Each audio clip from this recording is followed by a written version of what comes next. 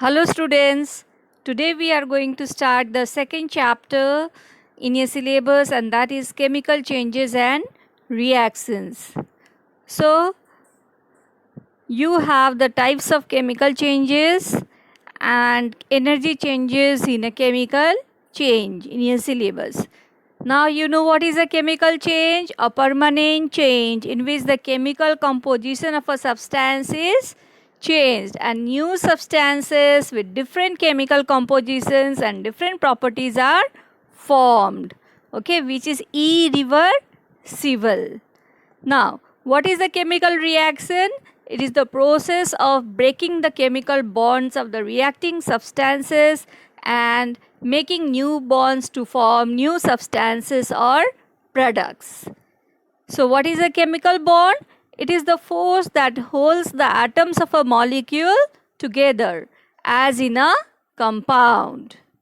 Now we'll see the main types of chemical reactions. So as you can see in the screen, there are mainly four types of chemical reaction. First one is synthesis. For example, A plus B on reaction gives the compound AB. Next is decomposition. AB is a compound which decomposes to give new substances A plus B, which may be elements or compounds. Displacement reaction, in which a more reactive element takes the place of a less reactive element. For example, C is more reactive, that's why it replaces B. Then double displacement reaction, for example, when AB reacts with CD, they interchange their ions, as you can see here. A combines with C and B combines with D. Now let's see the types of chemical changes with the help of some examples. Now, synthesis reaction is also known as the combination reaction, and here the example is for as you can see, hydrogen reacts with oxygen to give a water molecule. So two elements have combined to give a product, a single product, that is water. Next is decomposition reaction. So the example is the decomposition of water. So water, when it undergoes electrolysis, it decomposes to give hydrogen and oxygen. As you can see here, two elements are formed. Then you see substitution reaction, also known as displacement reaction, in which an atom or group of atom is replaced by another atom or group of atom. Now here you see the examples. First one, you see when zinc reacts with HCl. Now, since zinc is more reactive than hydrogen, it takes the place of hydrogen. So what do we get? You can see here, zinc chloride is formed and hydrogen gas is evolved. Okay, now let's see the next reaction.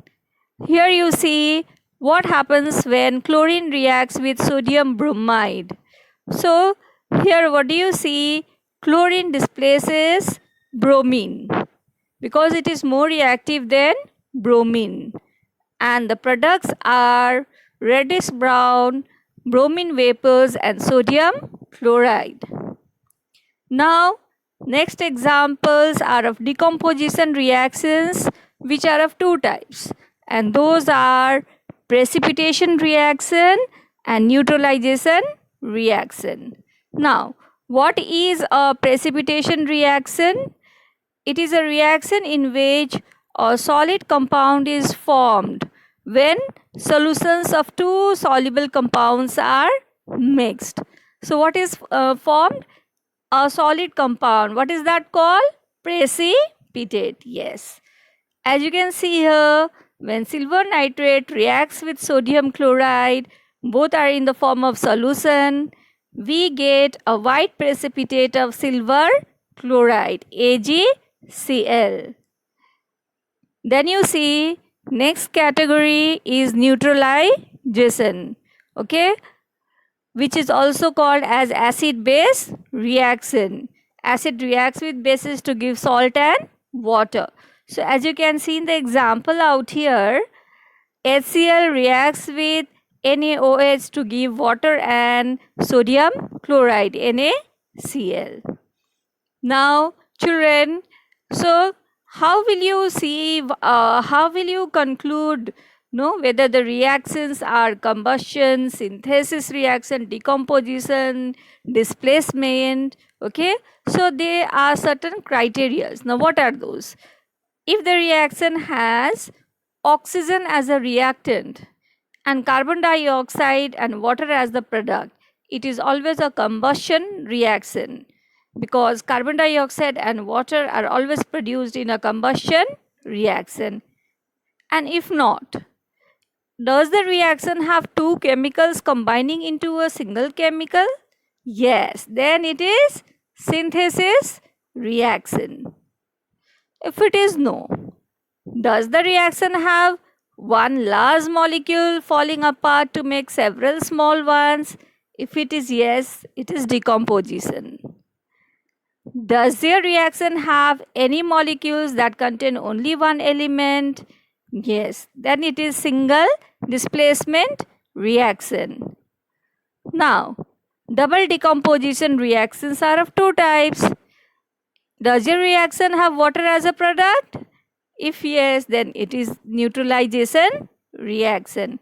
If no, then it is precipitation reaction. In this way, you can identify the reactions, which type of reactions are those. Now you see reactivity series. Reactivity series is the order in which metals are listed according to their chemical reactivity. The most reactive metal is at the top. So you can see potassium, sodium, calcium, magnesium, aluminum, zinc, iron, tin, lead, hydrogen, copper, silver, gold, and even platinum is there.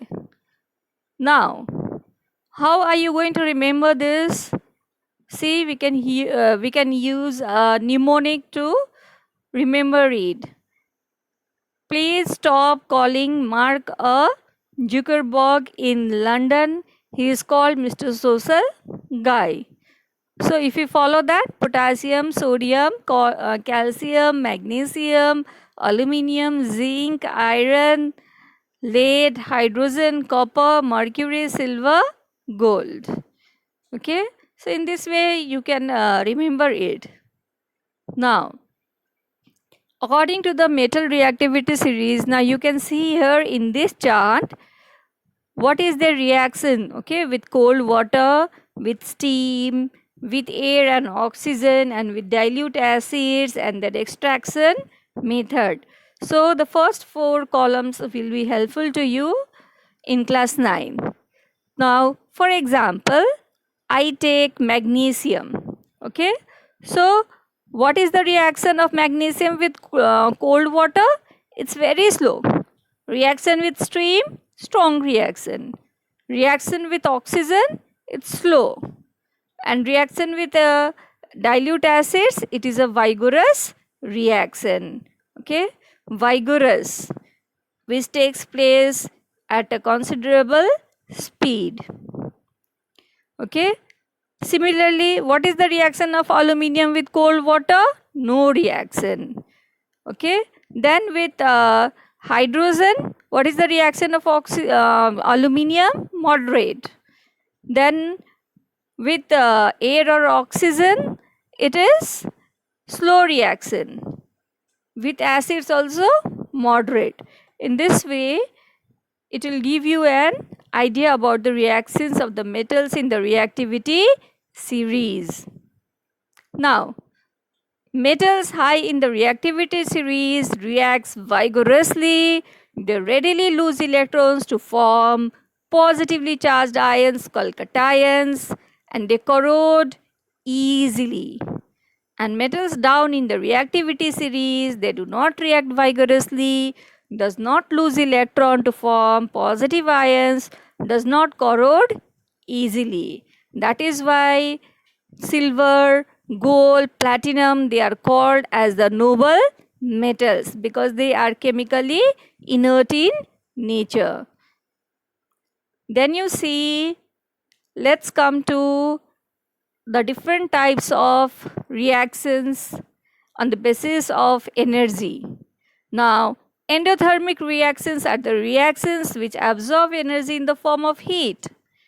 And the opposite of endothermic is exothermic, in which energy is released in the form of heat. Now, photosynthesis is an example of an endothermic reaction. Why? Because the reaction takes place only in presence of sunlight. If no sunlight, photosynthesis will not take place. Okay, so light energy is needed. So it is an endothermic reaction.